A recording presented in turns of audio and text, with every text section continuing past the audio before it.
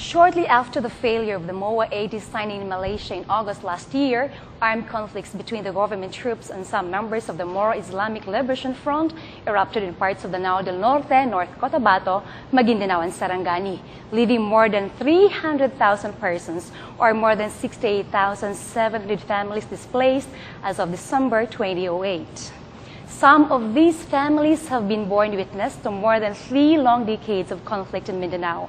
Will these families take courage to return and rebuild their homes? Will they enjoy their rights as IDPs or internally displaced persons?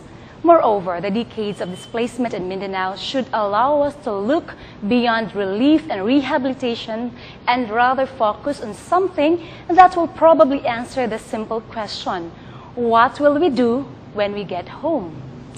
Today in Talk Mindanao, we are going to probe into the essential component of the United Nations Development Program's Early Recovery Program and what it hopes to offer to those who are most affected by these recent conflicts. Also later, we'll also be joined by Mindanao advocates in peace and development, whom we will be engaging in a discussion on Mindanao concerns. From the Appleview Hotel in Davao City, I'm Ethel Cantor Constantino. Join me in the new season of the only television program on Mindanao. Here we encourage people from the movers and shakers of our island to the ordinary Mindanaoan to speak on and speak for Mindanao. You are watching Talk Mindanao.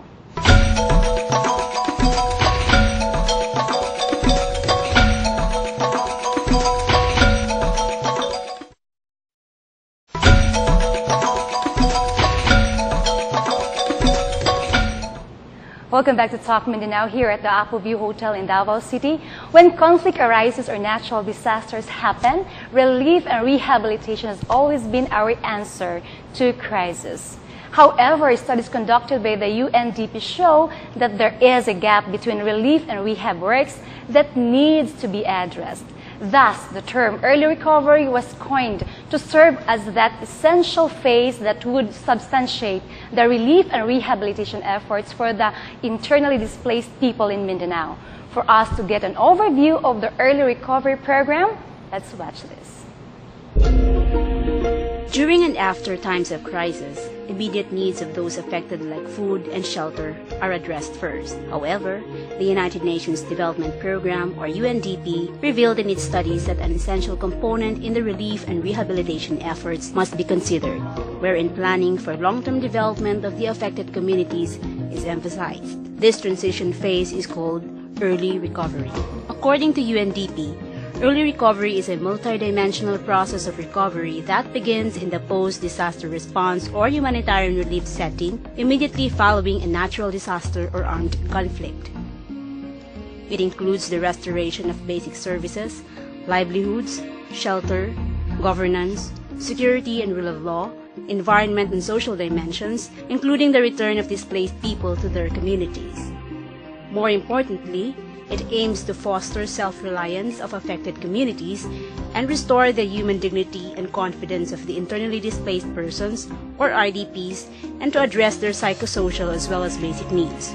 The priorities of early recovery includes transitional shelters, provision of technical and small-scale construction material to help build back shelters, and cash for work programs to address the employment, livelihood, and agriculture concerns.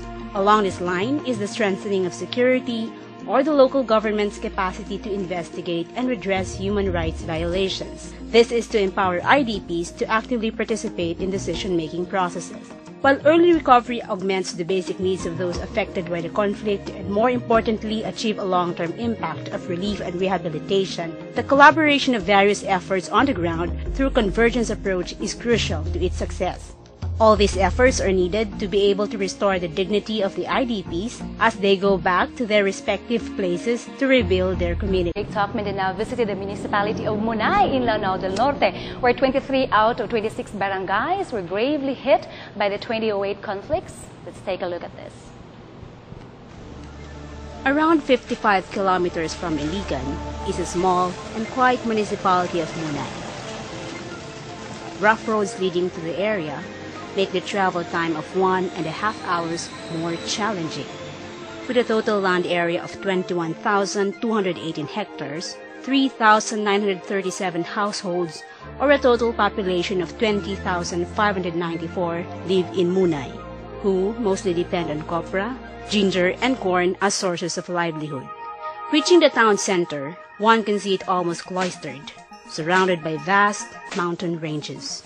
Munai's calmness was disturbed due to the recent conflict last August 2008, wherein 23 out of the 26 barangays were gravely affected. Abot sa among mga lugar nga mo operasyon ang mga sundalo, mahadlok mi sa para pagpinusilay. From August 22 to 28, an estimated 2,150 families flocked to the evacuation site in the poblacion of Tambo. Schooling was stopped for 6 months to accommodate some of the evacuees, while the municipal health center was converted to a mini hospital to cater to patients that increased in number. With the gravity of the situation in Munai, it has been identified as a pilot community where the early recovery program has been implemented, augmenting relief and rehabilitation efforts. Program sama sa early recovery program o nag-introduce sa ACOPIS, program din sa UNDP. So dako kayo ang impact, especially sa mga internal displaced persons. To address immediate needs of the community, medical equipments and medicines were readily made available. Temporary shelters were built up and basic needs were provided for. Ma-identify naman nato ang mga needs nila. Pariyan nang nadaot na ilang mga balay, ang ilang mga mais, ang ilang mga damage man. Looking at the importance of long-term development of the affected communities like Munai, the ER program also makes possible the provision of trainings for new methods of farming that would help increase their production. Okay na, mabalik mi dito, siyempre, among kinanglan, ang among pagsugod niya sa among pagpanginabuhi. Kapital kinta na mo nga silbi puhunan nga kami makabakod. Among the initiatives under the ER program is the Cash for Work program, which aims to augment livelihood. 10 days, magtrabaho sila sa ilang balay, tagaan sila 10 days na 200 each day, 14 days, 2,000, at least na sila yung Building of transitional shelters for the displaced persons was also prioritized as one of the initiatives under the ER program. Ang balay, siyempre, nagubang-ubang na. Di, kailangan din makakuanan, sabihan kay tip, isang balik ko na. Building materials were also provided for the construction of new homes of the IDPs. To put these plans into action and to sustain the initial relief and rehab efforts through the early recovery program, convergence is needed. If we do it alone, we cannot really cope. Mas effective man gud kung there is a convergent efforts from different sectors. Meet na mo ang among needs in rendering services to the people. The Act for Peace program spearheaded the planning and rationalization of efforts for the implementation of the early recovery program, with support of other agencies and sectors like the World Food Program, Red Cross, local government units, the church, and civil society sectors. Isa yun sa development sa early recovery program sa pag-united sa mga different sector para magtinabangay lang, magtulong-tulungan lang to promote peace and order. With all these efforts underway, it is hoped that the communities and the people affected by the recent conflicts will ultimately restore their dignity and rebuild their lives.